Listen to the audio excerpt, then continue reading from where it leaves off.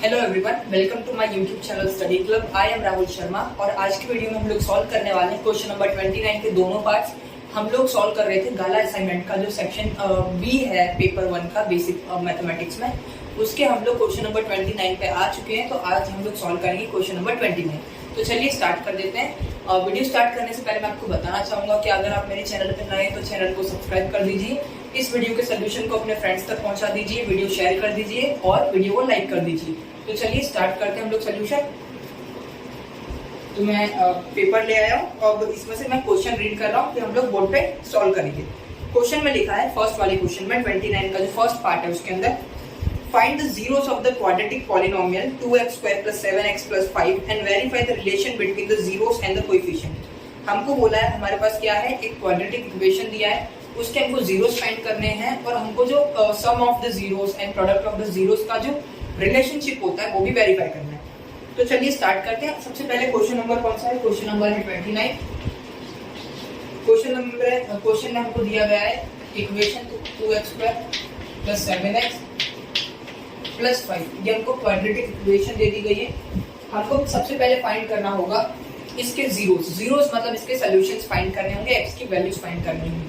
तो पहले हम लोग इस इक्वेशन को अज्यूम कर लेंगे कि ये एक जीरो के इक्वल है। तो 2x² + 7x + 5x factorisation method की हेल्प से हम लोग जो इस इक्वेशन के रूट्स फाइंड करेंगे। सबसे पहले हम लोग जो मिडल टर्म है हमारा मतलब कि 7x, इसको स्प्लिट कर लेंगे। 2x², जब आप इसको स्प्लिट करेंगे तो आप पाएंगे 2x + 5x + 5 = 0। इसको स्प्लिट करेंगे 2x और 5x में, ठीक है। तो स्प्लिट करने के बाद मेरे पास ये टर्म्स आ जाएंगे, फिर मेरे पास टोटल 4 टर्म्स हो जाएंगे। तो मैं फर्स्ट 2 और लास्ट 2 को क्या करूंगा, मैं पैर बना दूंगा। अब इन पैर्स में से जो चीजें कॉमन आ रही होंगी उनको कॉमन आउट निकाल लूंगा। इधर से कॉमन आउट आ रहा है मेरा 2x, मैंने 2x कॉमन ले लिया। ब्रैकेट में क्या बचा हमारे पास अंदर, इधर से बचा x, इधर से कुछ नहीं बचा तो हमने 1 मान लिया। प्लस का साइन इधर प्लस लगा दो। दोनों में से क्या कॉमन आ रहा है, 5। बचा क्या हमारे पास, इधर से बचा x प्लस प्लस प्लस और इधर से बचा 1। ओके, अब हम लोग क्या करेंगे, जैसे कि ये जो टर्म है ये 2 बार रिपीट हो रहा है तो इसको 1 टाइम लिख लेंगे, x + 1। और दूसरा हमारा जो टर्म है वो इनको मिला के बनेगा, इसको और इसको, जो कि बना हमारा 2x + 5 = 0। अब क्या करेंगे, हम लोग x की वैल्यूज फाइंड कर लेंगे। तो x + 1 = 0, x आ गया हमारा -1। उसी तरीके से ये हमने इसके लिए किया, इसी को सॉल्व करेंगे हम लोग ऐसे। 2x + 5 = 0, 2x = -5, x = -5/2। तो यहाँ पे हमारा जो x का सोल्यूशन है मतलब x की जो वैल्यूज है वो आ गई है और इन्हीं x की वैल्यूज को हम लोग रूट्स बोलते हैं। अब हमको वेरीफाई करना था sum of the zeros and product of the zeros. Question एक बार फिर से देख लेते हैं। क्वेश्चन में बोला है verify the relationship between the zeros and the coefficient. Relationship verify करना है। अगर हम लोग दोनों रूट्स को मतलब दोनों जो हमारे सोल्यूशन आए हैं x की वैल्यूज, अगर दोनों को ऐड करते हैं तो वो -b/a के इक्वल आते हैं। ये हमारा x² का कोएफिशिएंट है, ये हमारा x का कोएफिशिएंट है, ये हमारा x² का कोएफिशिएंट है। अल्फा प्लस बीटा का मतलब है किसी को भी अल्फा मान लीजिए, किसी को बीटा मान लीजिए। आप चाहे तो इसको अल्फा मानिए या इसको अल्फा मानिए, आंसर सेम ही आएगा। तो अल्फा मैं मान रहा हूँ -1 को और बीटा मान रहा हूँ -5/2 को। तो अल्फा की जगह पुट करूंगा -1 और बीटा की जगह पुट करूंगा -5/2। ठीक है, -1 यहाँ पे as it is, plus minus -5/2। अब मैं यहाँ पे एलसीएम लूंगा। एलसीएम लेने के बाद मेरा ये बन जाएगा -2 - 5 / 2, ये हो जाएगा -7/2। अब आप देख सकते हैं कि किसके इक्वल आ रहा है, ये इक्वल आ रहा है हमारे -b/a के। b देखिए, b है 7, उसके आगे माइनस लगा दिया, माइनस का साइन है, ये माइनस माइनस कैंसिल आउट हो जाएंगे वैसे भी। तो ये b के वैल्यू आ गया यहाँ पे और ये 2 आ गया हमारा a की जगह। b की जगह आया हमारा 7, a की जगह आ गया हमारा 2। तो यहाँ पे हमने वेरीफाई कर लिया है सम ऑफ द कोएफिशिएंट, हमने वेरीफाई कर लिया है x का कोएफिशिएंट और x² का कोएफिशिएंट। उसी तरीके से हमको वेरीफाई करना है कांस्टेंट टर्म को भी। तो उसको वेरीफाई करने के लिए हम लोग करेंगे, हमारे जीरोस थे -1 एंड -5/2। ठीक है, अब हम लोग करेंगे alpha × beta equal to C by A. Alpha और बीटा क्या है, -1 है, और दूसरा है हमारा -5/2। ये हमारे सी बाय ए के इक्वल आएंगे। Minus minus plus 1 multiply by 5, 1 multiply by यहाँ पे कुछ नहीं मतलब कि 1 है, तो 1 को 2 से मल्टीप्लाई कर देंगे, आ जाएगा 2, और ये आ गया हमारा सी बाय ए के इक्वल। सी क्या है हमारा, सी हमारा कांस्टेंट टर्म, और ए है हमारा coefficient of x cube. Done. तो यहाँ पे हमने रिलेशनशिप को भी वेरीफाई कर लिया है, ये कर लिया है हमने कांस्टेंट टर्म को वेरीफाई, और इससे पहले वाले में हम लोगों ने वेरीफाई किया था x के कोएफिशिएंट को, और नीचे x² के कोएफिशिएंट। हम लोगों ने जो रिलेशनशिप बोला था वेरीफाई करने को, वो भी वेरीफाई कर लिया है, क्वेश्चन को ये पूरा सॉल्व कर लिया है। तो आइए अब हम लोग सॉल्व करते हैं इस क्वेश्चन का पार्ट 2, मतलब जो सेकंड पार्ट दिया है और के बाद ऑप्शन वाला, उसे सॉल्व करते हैं।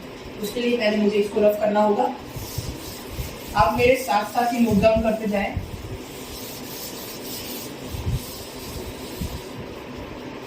ठीक है, क्वेश्चन नंबर 29 का जो पार्ट 2 है उसमें क्या दिया है, if alpha and beta are the zeros of the quadratic polynomial px equal to ax² plus bx plus c, a b c are real numbers and a is not equals to 0, then without finding the alpha and beta find the alpha plus beta alpha dot beta।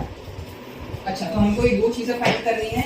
इसको find करने के लिए सबसे पहले हम लोग मान लेंगे कि हमारे पास एक क्वाड्रेटिक इक्वेशन है, मतलब हमको px दिया है, px गिवन है, हमको क्या दिया है, ax² plus bx plus c, ये हमको दे दिया है, हमारे को एक क्वाड्रेटिक इक्वेशन दे दिया है। ठीक है, तो सबसे पहले हम लोग ये लिख देंगे, उसके बाद हम लोग मान लेंगे कि let alpha and beta are the zeros of this px है तो क्वाड्रेटिक इक्वेशन, इस क्वाड्रेटिक इक्वेशन के अल्फा और बीटा क्या है, जीरोस है। इसका मतलब हमको ये अल्फा बीटा कैसे मिले होंगे, x minus alpha and x minus beta, इस तरीके से कुछ मिले होंगे हमको। जो अल्फा और बीटा जैसे हम करते हैं x माइनस 2 होता है, तो हम लोग क्या लिखते हैं कि x का वैल्यू क्या मिला, हमको 2 मिला, तो अब इस 2 को मैं x माइनस 2 लिख सकता हूँ, वैसे मैं अल्फा को लिख दिया x माइनस अल्फा, डन, और बीटा को लिख दिया x माइनस बीटा। अब हमको पता है कि जो ax² plus bx plus c ये किसके इक्वल होता है, अगर इसको हम लोग सॉल्व करते जाते हैं तो ये इक्वल आता है x माइनस अल्फा मल्टीप्लाई में x माइनस बीटा, और एक कांस्टेंट टर्म लेते हैं हम लोग k कांस्टेंट टर्म हम लोग ले लें।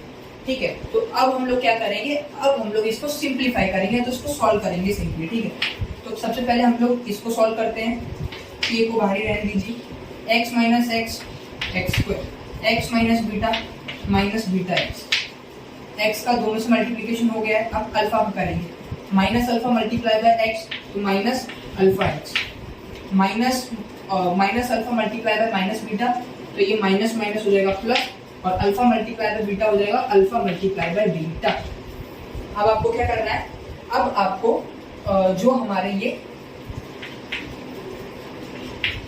अलाइक टर्म्स है, जैसे कि यहाँ पे bx और माइनस अल्फा x और माइनस बीटा x, ये हमारे अलाइक टर्म्स है, इनको ऐड कर देना है, तो ये बन जाएगा माइनस x² माइनस, इसको हम लोग लिख सकते हैं alpha plus beta x plus alpha into beta.